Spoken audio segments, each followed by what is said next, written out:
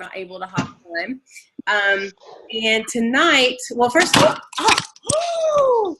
hold on, I just spilled water on my laptop. Oh, yeah, this is my life. Hold on. Ah! And my phone. I'm more concerned about my laptop. Let me unplug it. Let me get it. Oh. Okay. Hopefully that's okay. I mean, I'm gonna have to have my husband look at it. I don't see any. Sorry. That's Thomas Express. Let me just get this up so it doesn't go farther, and then I'll start talking. Anyway, so meet Skylar. Skylar just joined, I guess, I don't remember what day, but just this past week. And I went ahead and added her to the group so that she can kind of get familiar with everything. And but she, I guess, will be officially in it's March now, so the April group. So I wanted her to kind of hop in and get acquainted with everyone, and that way she can go ahead and be ready to go, because we're starting the next round on Monday. Oh no, I think I messed up my phone. So anyway, tonight I wanted to talk about some of the Champagne Diet Manifestos, which is and I had them all put up on my phone. Where do they go? Hold on. Man, this is a lot.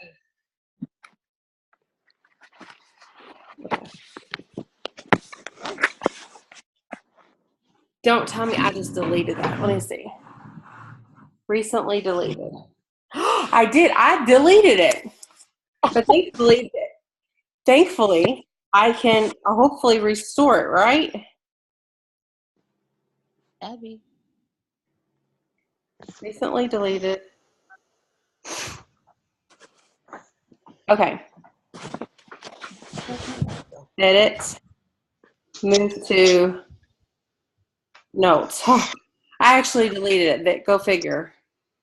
Thank you, Jesus, for iPhones. Okay, so I got it back. All right, so I wanted to talk about the manifestos. And so most of you all have been reading the Champagne Diet. And for those who are finished with the Champagne Diet and you want to pick another book to read, I'm going to recommend the book called, let me see.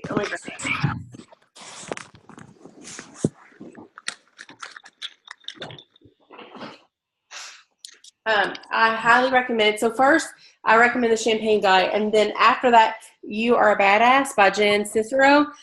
This is a really, really good book, and I will admit that I'm guilty of reading like 5 books at one time, so I've not actually finished it. But I'm telling you what, I absolutely love it, and I am in the process of doing it. And I would like to, you know how like in the group I will have quotes from the book, like the Champagne Diet.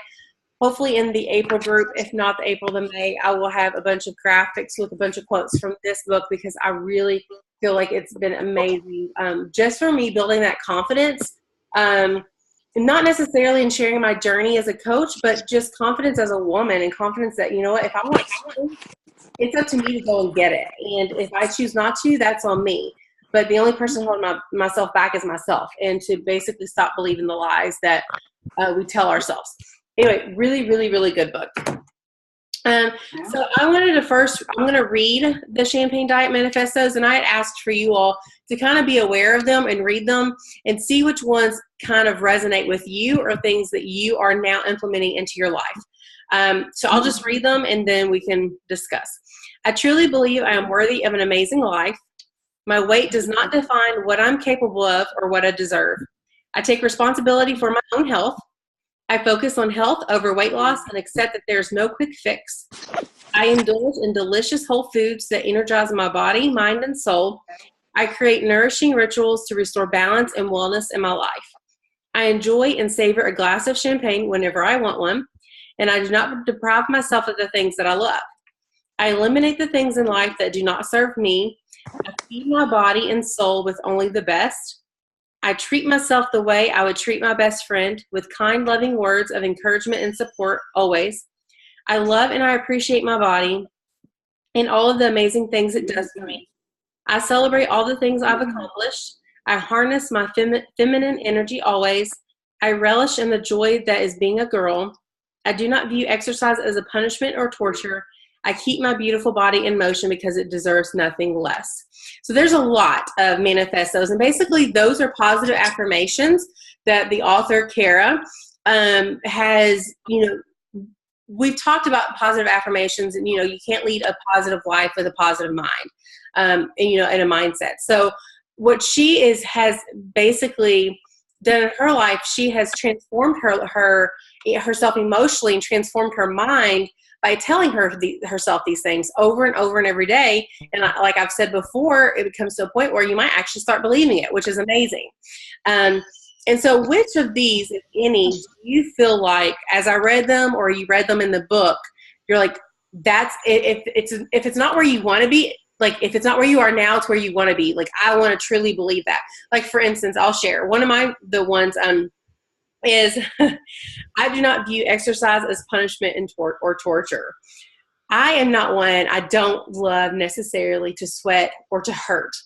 And one thing that I have to keep telling myself in the program that I'm currently doing, the 80-day obsession, is I am slowly beginning to learn to love, learn to enjoy, and that the journey of challenging myself and being able to create like the strength with non-scale victories. For instance, like I've said before, like increasing my push-ups, like I couldn't do any really push-ups before. And then I was able to do 5, like unmodified, and now 10.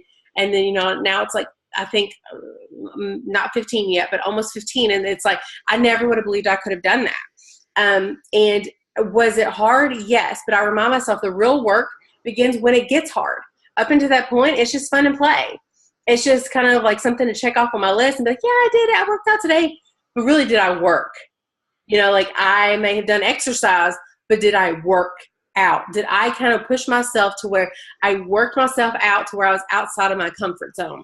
And that's something that you kind of have to dig deep to see how, like, where you truly are on your journey. Another one is I eliminate the things in life that do not serve me. I feel like a lot of the times myself, as well as like, and this may resonate with you, there may be people in your life that don't necessarily support you, or that when you're with that person, they may have all good intentions. They're a good person, but that it's when you're with that person, you're going to fail miserably when it comes to either being healthy or being a negative person. Like, there are certain people in my life I know that if I'm hanging around with, I'm going to be more likely to gossip. I'm going to be more likely to have a negative attitude. And it's like, really, do I need to put myself in a position to hang out, to develop a relationship deeper with this person? Especially if I've had a conversation and the nature of our relationship hasn't improved. Does that make sense? So we need to surround ourselves with things that are going to serve us, things that are going to fill our cups, things that are going to improve us and help us become the person that we want to be. I don't want to be a gossiper. I don't want to be a person with a negative attitude and that's constantly judging people. So I'm going to try not to be friends or even acquaintances with people like that. I don't know. I can probably pick several, but are there any out there in particular that, Janice, that you've thought of that can resonate with you, or either you feel like you are overcoming and living, or one that you would like to be? Well, I know the big one for me is I harness my feminine energy and I relish in the joy that is being a girl. I love what everybody calls the girly things, getting manicures, the pedicures, the facials, that type of thing. And I've recently it started last year, started going 4-wheeling with my husband. And I saw a t-shirt that said from mascara to mud in 30 seconds. And I mean, it's even still doing that type of thing, but still, wearing my pink RZR shirt or whatever. It's still being a girl and still doing those things that most people wouldn't consider being a girl. And like you, it's the whole exercise thing. I've never been one to exercise. My family was not one to exercise. My grandma told me whenever I was a kid, I didn't pass PE, so you don't have to either. So I never tried. Yeah, I mean, it was just don't get an F and you're good. So yeah. And it wasn't until recently that I started with doing a lot of the Beachbody workouts, that I've started like having fun and doing it. I've kind of done some of the ones from the 20s section. There was a couple that I was like, no, this I'm not doing that one again. But there were some ones that I found that I liked, and some of them that were like ballet inspired. And I'm finding that I really like the dance inspired types of workouts. Mm-hmm. So those are two that's really kind of the feminine one I've always liked, and then the exercise, not seeing it as torture or punishment or whatever. Mm-hmm. Have you tried the yoga booty ballet? No, not yet. You should look into that. Jane, she is another one in the academy. She's not on here tonight. I know that she's done it. I don't know if she's done the full program, but I know that I've seen her post about doing it sometimes, and I know that it's a good workout. I've not personally done them, so I don't know how much dancey it is, but it's got ballet in the name. Well, yeah. Some type but I know that it really works, it can be a really good workout. So that might be one that you can consider as well. That's not your traditional dance cardio. Okay. But I agree. I like the dance cardio too. What about you, Keisha? I just got in. For some reason, it didn't like push me all the way through.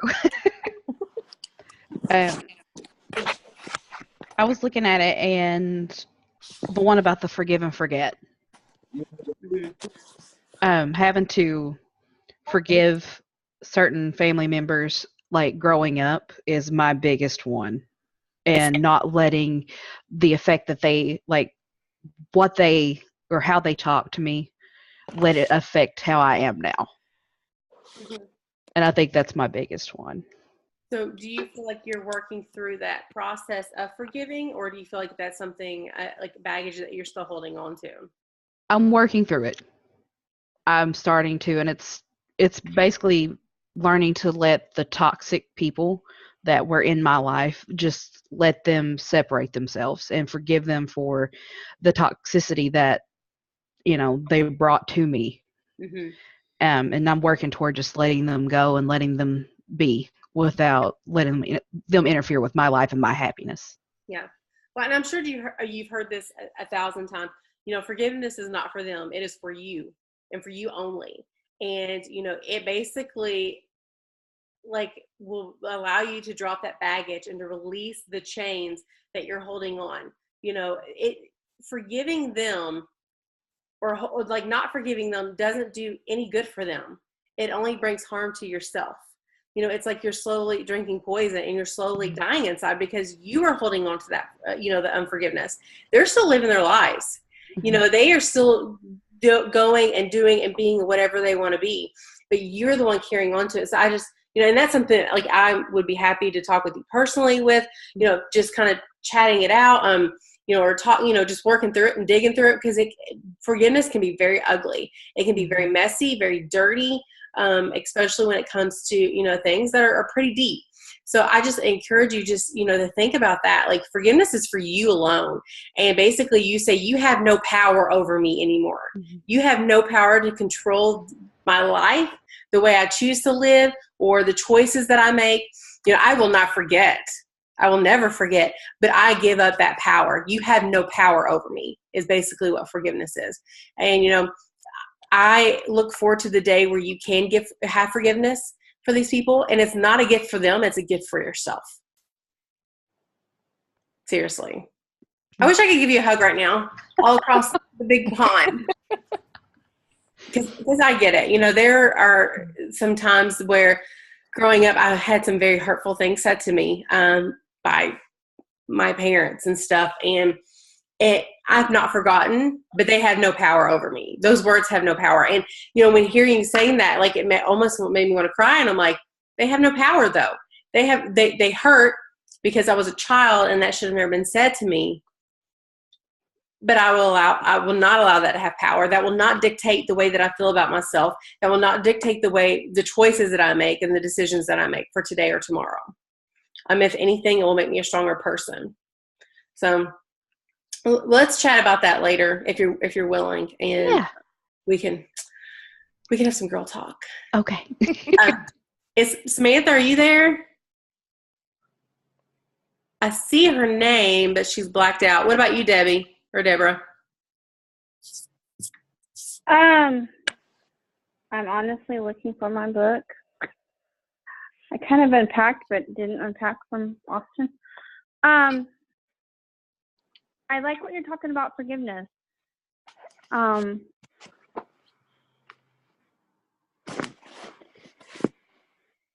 It's kind of hard to let things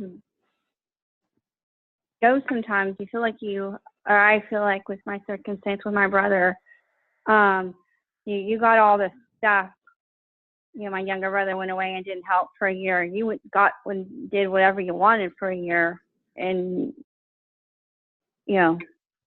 left us. And you were left with all the work. Yeah. And but again, it doesn't do me any good to have to work on that. I have to work on forgiving him for that. Mm-hmm. And like I said, it's not for him. It's basically you releasing that power of him to affect your emotions. You know? And it doesn't mean that you can't go through the grieving process. That's natural when you get angry, and you might need to be isolated for a little bit from that person, separating yourself so that you can work through it. Because sometimes if you're trying to work through it and you're putting yourself in a position when you're with those people, it's going to bring up all those feelings, because the wounds are basically, I say scars are, what was that quote that,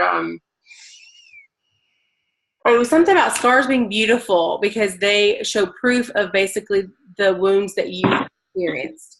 I don't know if that was my phone or not. I'll have to find that. Is that my computer or someone else's? Anyway, I'll have to find that quote, and it's so beautiful, and it's basically, it just shows like the strength that you have to overcome the wounds that you've been exposed to.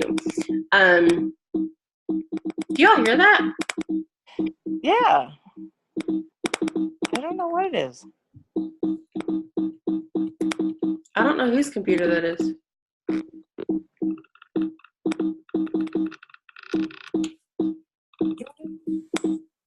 I wonder if it's mine from where it got wet. Okay. Okay, well, we're going to keep going until it dies. I'm really nervous because this computer's my life. Oh. It's not my life, but Samantha, what about you? I just missed all of that. My husband called me and it froze my phone. I love it. She's just like, and she just smiles as she says it. Anything she says, she smiles. She'd be like, I've had the worst day ever. My computer's dying. But anyway, so maybe I hate to end this early. Oh my gosh. Here, let me see if it could be my mouse. My mouse is all wet still. Oh, okay. Let me move that and see if that helps. All right. So I'm sorry about that. Like, I'm no. Oh my gosh. I think it is my computer. Guys, I think it's wigging out. Oh my gosh. Okay. Well, I'm going to hop off here and try to figure this out. I hate to have ended this. But what I'll do is I'll share some stuff about forgiveness this week. And just kind of see if there's some videos I can find that can hopefully help you all who are struggling with that. Oh my gosh. That's driving me crazy.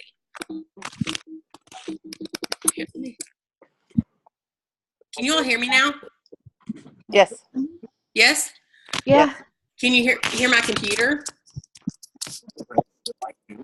Okay, so I muted my computer. I don't know if y'all can hear me or not. Okay, good. So I'm just going to keep talking. I muted it, and hopefully that helps. So this week I'll find some stuff on forgiveness and maybe some things that will be motivational for it and share it in the group, and hopefully that will help you all. And if you would like to speak with me one-on-one or with your success partner about it, feel free to, just reach out, because I guarantee that every single one of us in the academy have had to forgive someone at some point in time. Like it's still stuff that I have to do every day. It's a choice that you choose to do every day. It's kind of like loving your partner. It's a choice that you choose to do every single day. You choose to forgive someone every single day. So it's not something that's going to magically happen. So if you haven't looked at the manifestos, I highly encourage you to do it. At the end of the book, it lists all of them. So if you haven't finished it, that's probably why you haven't seen them, like the little list. But if you, like I said, once you finish that book, I highly encourage you to go ahead and get this one. I can post a link to it in the group. And then we will have one more chat next Sunday night at 9 p.m. And then the next round of the academy the April round will start the 2nd. So next Monday. I have created the group for that already. I'll post the link here. Like I always say, if you're more than welcome to be part of it for multiple months, multiple rounds. I just ask that you participate because I've had several people say they want in and then they're not posting, they're not checking with their success partner, and that's not really fair to the other women in the group. So I'll post that link as well. And if you have any questions for me this week, feel free to send me a message or post in the group. I'm going to go ahead and end this early tonight. I hate that. I don't know what time it is. Well, I guess it's about 9:30. But if you anything else before I go? No? Okay. All right. Well, I'm going to hop off here. Thank you all so much for hopping on, and I will see you on the group. Bye.